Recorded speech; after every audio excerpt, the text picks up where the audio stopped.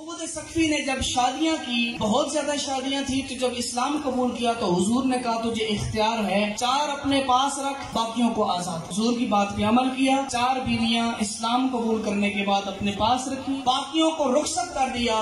تاریخ کہتی ہے کہ اللہ نے اس مسعود کو 3 بیٹے عطا کیے۔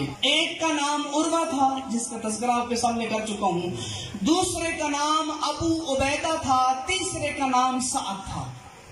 ابھی آپ خود اندازہ لگائیں کتنی عظیم شخصیت ہے۔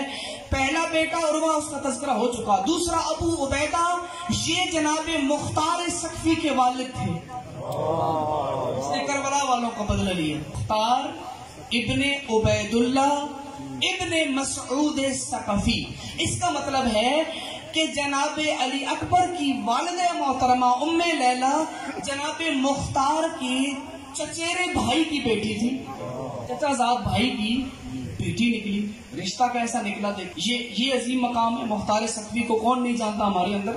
پھر تیسرے نمبر پر جس کا نام آتا ہے سعد ابن عروہ، سعد ابن مسعود سقفی۔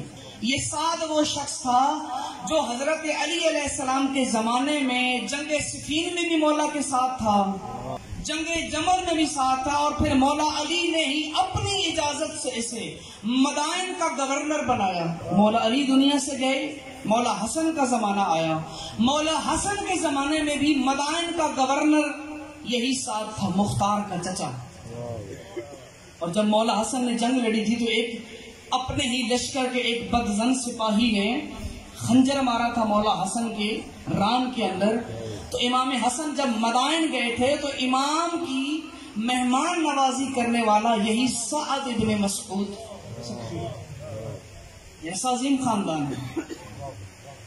اور اس سے اندازہ لگائیں کہ اتنے عظیم ترین خاندان کے اندر ایک سب سے بڑا اعزاز یہ ہے، یہ سارا خاندان سارے اعزازوں کے ساتھ بھی اس مرتبے تک نہ پہنچ سکتا اگر اللہ اس خاندان میں علی اکبر کو نہ بھیجتا۔ یہ سارے شرف اپنی جگہ پر ہیں، لیکن ان سب سے بلند تر شرف ہے جناب علی اکبر کا۔ اور علی اکبر وہ عظیم ہستی ہیں، کہتے ہیں کہ ایک دن حاکم شام اپنے دربار کے اندر، دربار لگا ہوا ہے، سوال کیا، سوال کر کے کہتا ہے کہ تم مجھے یہ بتاؤ من احق بہذا الامر، یار سارے مجھے یہ انصاف کر کے بتاؤ کہ اس خلافت کے منصب پر بیٹھنے کے لیے اس زمانے میں سب سے بڑا حقدار کون ہے؟ تو اس کے دسترخوان سے کھانے والے لوگوں نے کہا انتا۔